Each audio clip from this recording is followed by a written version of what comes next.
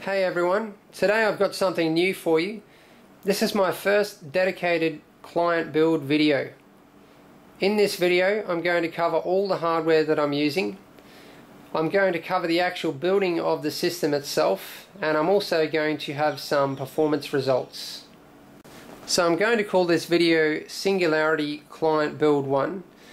Even though I've done hundreds of client builds in the past, because it's actually been my job for the past 4 years, building custom systems and also computer repairs. Okay, so now it's time to have a good look at the hardware that I'm going to be using in the system. So first of all, for the CPU, I'm using an Intel Core i5 2500K. This is a second generation Core series CPU. It's socket 1155, it has 6 meg of cache and it runs at 3.3 gigahertz. So this is also a K-series CPU, which means that it has an unlocked multiplier. This allows for extreme overclocking because instead of just being able to overclock the base clock, which actually overclocks the entire system bus, which means more points of failure, the multiplier, well, increasing the multiplier only overclocks the CPU itself. So this means less points of failure, which means that you can overclock a lot further. Alright, next up I'm using a Corsair Force 3 60GB SSD as the boot drive. This SSD uses the Sandforce 2281 controller. It has a SATA 3 6 gigabit per second interface. Its specifications are maximum read of 550 megabytes per second, maximum write of 490 megabytes per second, and it has an 80,000 max IOPS. The memory that I'm going to be using in the system is Corsair Vengeance low profile black DDR3. So I'm using 8 gigabytes of it. It's two 4 gig sticks, 1600 megahertz, 99924, 1.5 volts. For storage, I'm using two Western Digital Green 2TB drives for a total of 4 terabytes. The reason I chose the Western Digital Green drives is mainly because I didn't want to blow the system budget, but also because for what the client is using the system for, these Western Digital Green drives will certainly give enough performance. Having the OS on an SSD was mainly for reliability, and also for that extra performance boost, but the system is certainly going to be nice and cool and quiet with the SSD and these two drives. The power supply that I'm using in the build is the Corsair HX 650 watt. This power supply has an 85% bronze efficiency rating. It's a modular power supply. It has a single 12 volt rail of 52 amps and it has a 7-year warranty. Okay, the graphics card that I'm using in the build is a bit of an older graphics card. It's a Gainwood GTX 460. The main reason I'm using this graphics card is because I've had it in stock for ages and I offered it to the client for a very good price, and it's perfect for what the client needs. So they certainly don't need anything more powerful than this graphics card. It will definitely do the job. To cool the CPU, I'll be using the Noctua NHC14. I was actually notified later about the graphics card and the CPU cooler, so the client actually added these on to the order. The case that I'm using for this build is the Corsair Obsidian 650D. For full details, click on the link on the screen.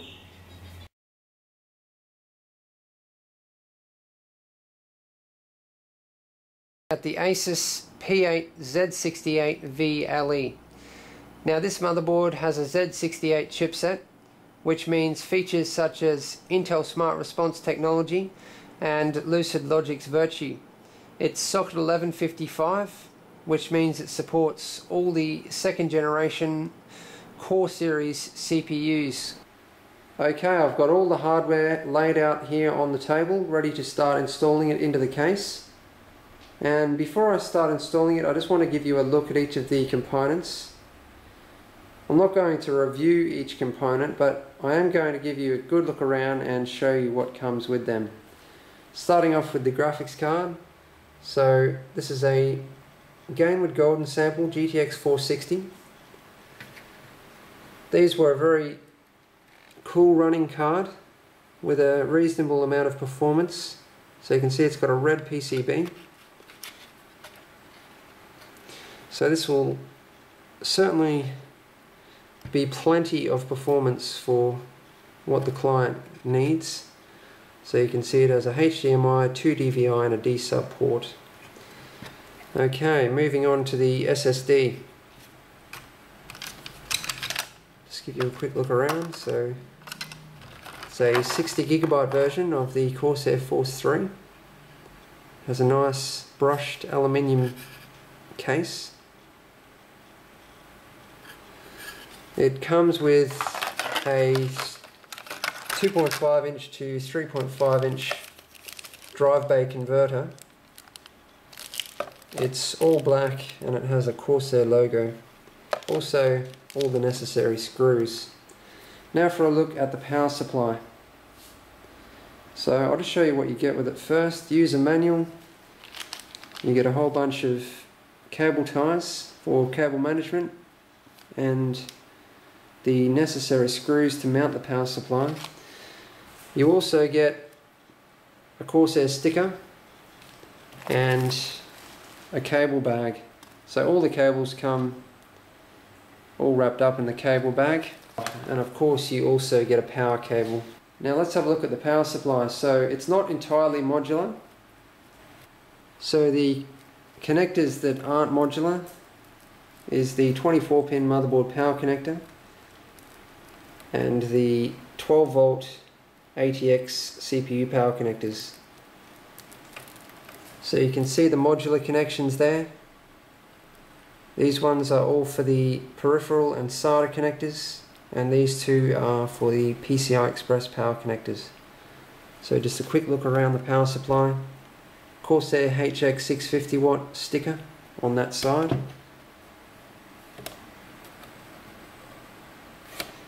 And another one on the other side. Just a look at the fan. So it has a 120mm fan, which changes speed dynamically depending on the heat of the power supply. I'll just give you a quick look at the power specs. Just a sticker with some information. So it does have an on-off switch on the back and plenty of ventilation. Okay, now for a look at the cables that you get with the power supply.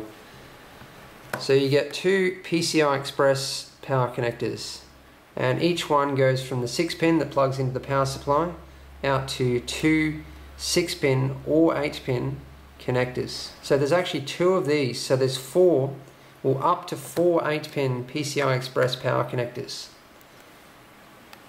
Okay, next up we have two peripheral connectors, and each one has four 4-pin Molex and a single floppy power connector. So that's 8 4-pin Molex connectors and 2 floppy power connectors. There is also 3 SATA power connectors, and each one has 3 SATA power connectors. So that's for a total of 9 SATA power connectors. So an incredible amount of connections on this power supply. That for a 650 watt power supply, that's quite exceptional. It just goes to show how high quality this power supply is. Moving on to the CPU. So this is the Core i5 2500K. Always make sure you're extremely careful with a CPU. They're very delicate.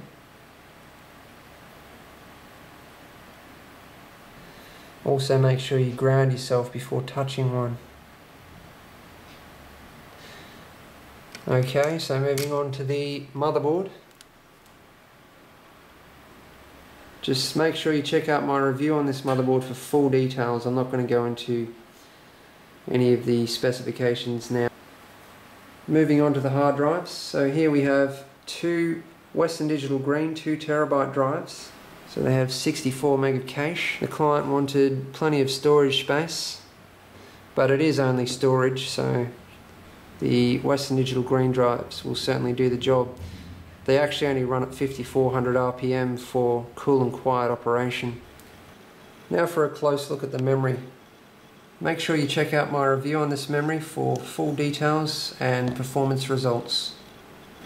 So I've already been over the specifications, but they have a low profile black heatsink. They're actually 26.25mm high, and the PCB is green, which is a little bit unfortunate. That's just being very picky, but they do come in a few different colours. You can get these modules with different heatsink colours. So. Okay, now for a look at a last minute extra. So I picked out this Noctua NHC14 which I had in stock. So I'll just give you a quick look around the cooler. So it has two 140mm fans. So it's a downward blowing CPU cooler, which means that all the air gets blown down onto the motherboard. So you can see it has 6 heat pipes there. So this means that it cools the surrounding components on the motherboard, such as the power delivery components on the motherboard, which get extremely hot. So just having a look at the bottom there, you can see the 6 heat pipes. I'm pretty sure they're 5mm heat pipes. And then that built up area with extra fins on it for extra cooling. So those heat pipes go directly into the heatsink at the bottom and almost make direct contact with the CPU. So if you don't have low profile memory, you can always remove the bottom 140mm fan for a bit of extra height with this cooler. Okay, so I've started the build. I've installed all of the hard drives. So I've got the two Western Digital Green 2TB in there, and in the top there I've got the Corsair Force 3 60GB SSD. So haven't done any of the cable management yet, obviously. This is all the front panel connections, etc. So I'm going to be threading all those through the back where you can't even see them, up there in the drive base. So I've got the motherboard in, it's all screwed in, the CPU is in the motherboard, and I've got the backplate on the motherboard for the Noctua NHC14. So that just gets mounted straight onto those mounts that you can see there. Very easy installation. I've got the memory installed.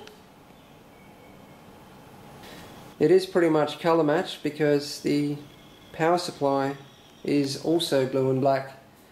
So I made a good choice there for colour matching without even thinking about it. So that's where I'm at now. What I'm going to do next is install the Noctua NHC14. Then I'm going to install the graphics card. Then I'll start the cable management. And for me, in a build like this, the cable management is always the biggest part because I'm extremely fussy about my cable management. You know, I think it's very important to have a neat build for airflow as well as for aesthetics.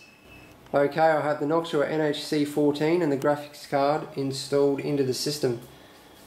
I'll just give you a quick look around. So you can see that the Noctua NHC14 is completely covering the memory. It's also covering almost all of the power delivery components around the CPU.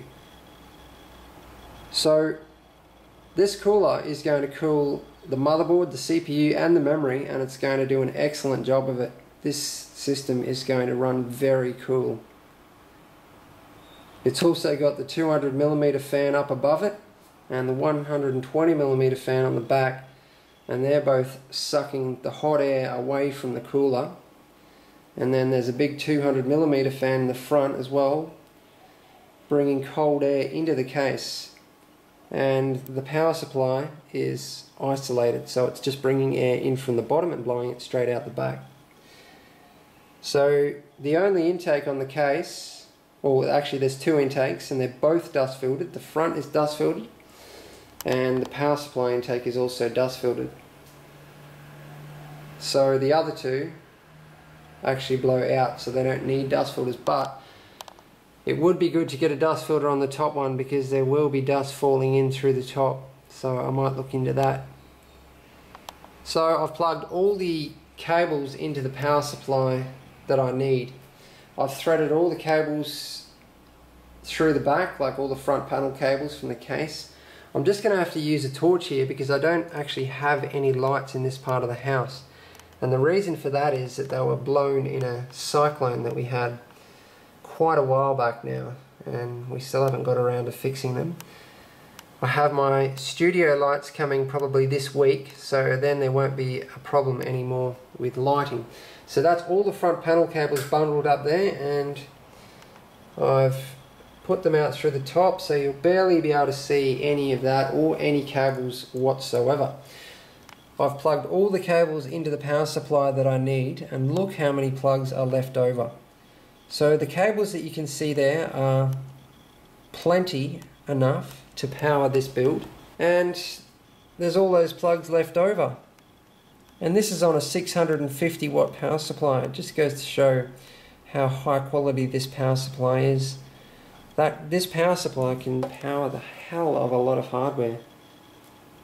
Quite amazing, really. So I'm going to thread all of those through the back now. I'm going to stand the case up. So that's the next step here. Once I get all the hardware installed into the case, I plug all the power supply cables in if it's a modular power supply. Then I'll stand up the case and start pushing all the cables through the cutouts and start my cable management. So that's the next step with this build. Okay, the system is completed. I've finished all the cable management and it's ready to hit the startup button. So I'm going to give you a quick look around the build, and then I'm going to go get Windows installed on this thing and get it up and running and do some testing. Now, I don't have much time with this because I really ran out of time with it. I have to have it delivered by this afternoon. I've only got about 3 hours to get Windows installed and run all the tests that I want to run on it. So I won't be able to do as much testing as I intended to. So because of that, because I don't have much time, I didn't get the cable management as neat as I wanted to. Also, I'm just looking it up because I'll probably just either take it off or move it up against the power supply. Also, the client wanted an optical drive. I always ask because I'd much rather not put one in. It just looks horrible from the front. It means putting more cables up high in the build where you know, SATA cables, SATA power and SATA data cables up high in the build where you don't want them. So yeah, it's something that I don't like doing. It messes up the cable management and it just messes up the build. But anyway, that's all good. It's all finished now. You can see that I used all those cable management cutouts and grommets. Just made the build an absolute breeze. This case was so easy to install a build into and to get it neat. Absolutely loved every minute of it. It was a nice, easy little build to do. It was a breeze. Cable management actually only took me about an hour, so I'm usually extremely fussy about it. I just spend ages tinkering around with it, so that's why it takes me so long, even when I'm rushing. So there's the cable management there. yeah, I'm not that happy with it, but it's practical. The client doesn't care what it looks like. I'm the only one that really cares what it looks like because I'm fussy, but it'll certainly do the job. Nothing's restricting any airflow. The biggest reason why it's so messy is because I've put a lot of extra, well, I decided to put a lot of extra cables in just in case the client wants to add anything at a later date. I've got extra Molex, I've got extra SATA power cables, so I also had to, this motherboard doesn't have 1394, so I had to tuck the cable down the back. I also haven't connected up the front panel USB 3 because the motherboard does have a front panel USB 3 header, but no converter came with the case from from USB 3 to the USB 3 motherboard header. There's no converter at all, and I don't have any in stock. So I'm just going to have to tell the client to bring the computer in about 3 months' time for a service, and I'll have a converter in stock then, and I'll just hook it up for him then. I usually get my clients to bring their computers around for frequent services because where I live it's quite dusty, it's damp, it's hot, it's humid. It's a very bad environment for computers. The power grid up here is also bad, so yeah, they need a lot of maintenance and looking after. I like to keep an eye on them, and I provide a 3-year warranty as well, so I certainly want to keep an eye on my computers and keep them free of dust if I'm going to provide such a long warranty. The other thing that I'm going to do when the client brings the computer back is put a dust filter, like get the dust filter kit for this case, because you can actually get one, and I want to get a dust filter on the top there. I'm not sure what other dust filters come with the kit. I think it's only just the top part, but yeah, that's the other thing that I'll install when the client brings it back. This case also comes with a hard drive dock in the top and a little 3-speed 4-channel fan controller just here. So, you know, that was some more cables to deal with at the back for both the fan controller and the hard drive dock, because, you know, there's power and data to the hard drive dock, and then the 4-channel fan controller had 4 3-pin cables and a 4-pin Molex, so I've got that all rigged up down here. So I have that 3-pin fan controller hooked up to the 3 fans that came included with the case.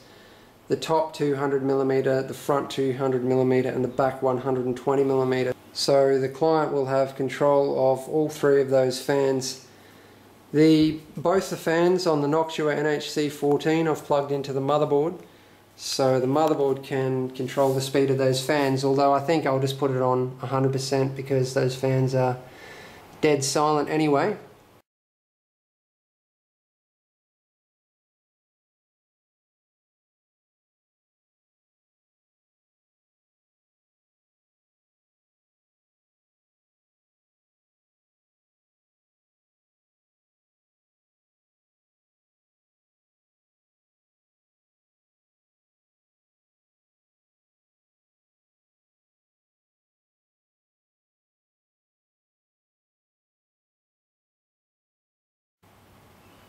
That sums up this build log. Please click subscribe, like and favourite if you want to see more. Thanks everyone.